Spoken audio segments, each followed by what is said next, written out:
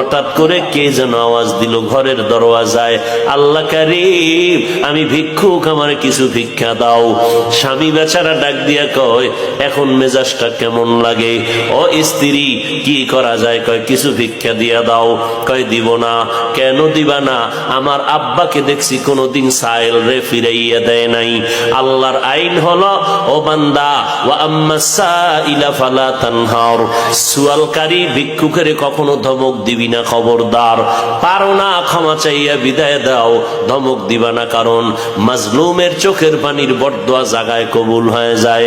নাফরমান বান্দা স্ত্রীর কথা কানে না দিয়া স্ত্রীকে বলে, তোমার এত দরদ কেন? তুমি দিয়া দাও। আমি দিব না।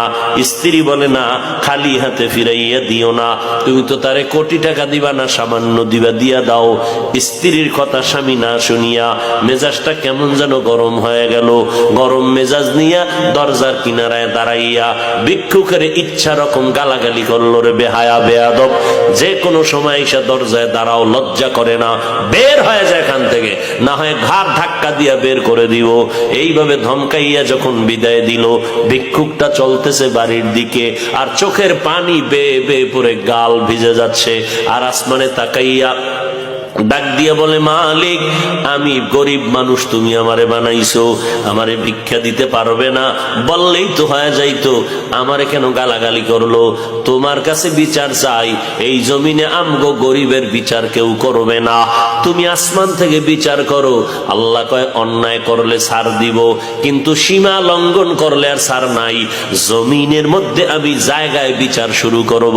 ভিক্ষুকের চোখের পানি আরশে আজিমের মধ্যে গিয়া ধাক্কা লাগায় দিল। এই ধাক্কায় আল্লাহর আযাব নেমে আসলো এই বেঈমানের উপরে। এত সুন্দর স্ত্রীর পরামর্শ না মানিয়া এই বান্দা স্ত্রীর সাথেও খারাপ ব্যবহার। স্ত্রী কয়, তুমি ভিক্ষুকটারে এমনে ফিরায় দাও, গালাগালি করলা কেন? এবার স্ত্রীকে অকথ্য ভাষায় গালি দিয়ে কয়, তাড়াতাড়ি গাট্টি ডাল, তোর বাবার বাবি তুই চলে যা, এই জমিনে মাইয়ার অভাব নাই, তোর মতো বউ আমার দরকার নাই, তোরে আমি তালাকের সিগন্যাল দিয়া দিলাম, বাড়ি চলে যা। আল্লাহর বান্দিকে যখন তালাকের সিগন্যাল দিয়ে দিল, আল্লাহর বান্দি চোখের পানি ছেড়ে কান্না করে আর বলে, হে মালিক, এই কি আমার জীবনের পাওনা?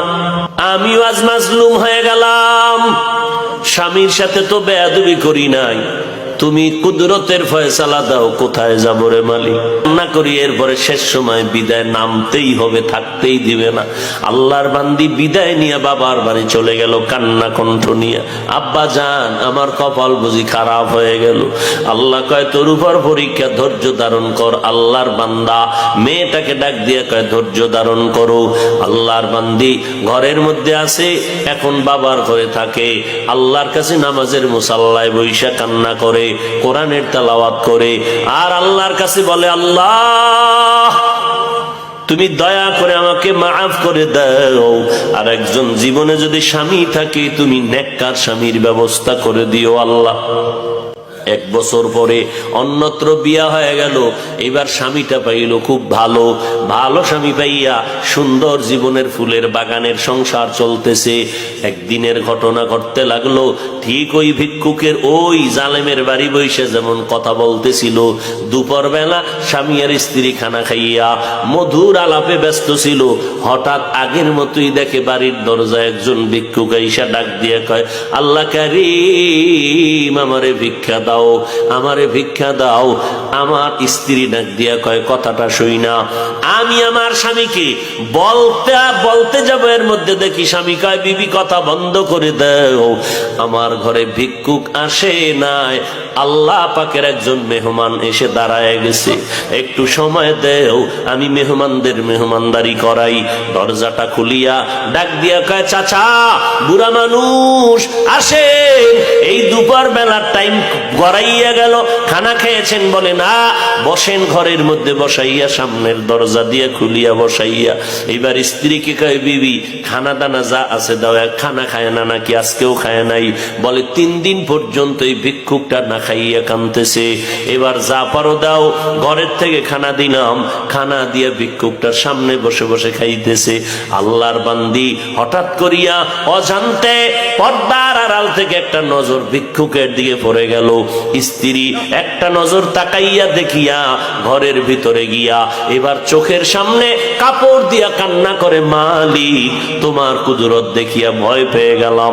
স্বামী বেচারা ডাক দিয়া কয়, বিবি আমার তোমার খেদমতে ত্রুটি কয় না, আমার কোনো কথায় তুমি কষ্ট পেয়েছো না, তো কেন কান্না করো? বলে ভিক্ষুকের দেখা মাওলার কুদরতের ভাব আইসে গেছে, কান্না করি। বলে কিসের কুদরত? ভিক্ষুক আসা তো কোনো কঠিন কিছু না, কি কুদরত?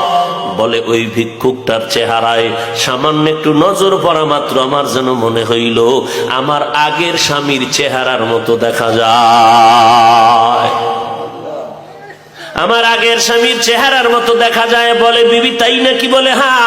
এবার স্বামী বেচারা ভালো করে তাকাইলো, তাকাইয়া ঘরের মধ্যে গিয়া কয়, হ্যাঁ মাওলা পাকের কুদরত।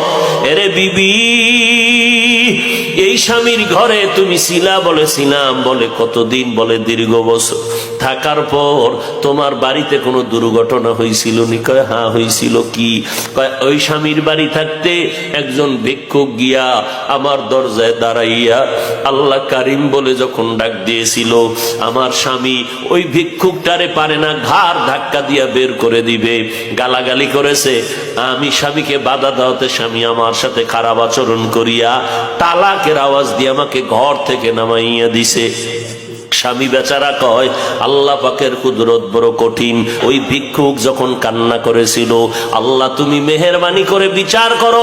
এ স্বামী, ও বিবি তুমি জানো না ওই দিন তোমার ওই জালেম স্বামীর ঘরে যেই ভিক্ষুক দরজায় দাঁড়াইয়া চোখের পানি ছেড়ে ভিক্ষা চেয়েছিল, আর ওই জালেম ঘাড় ধাক্কা দেওয়ার মতো গালাগালি করে বিদায় দিয়েছিল, ওই দিনের ভিক্ষুক অন্য কোন পুরুষ নয়, ওই দিনের ভিক্ষুক ছিলাম আজকের তোমার আমি স্বামী।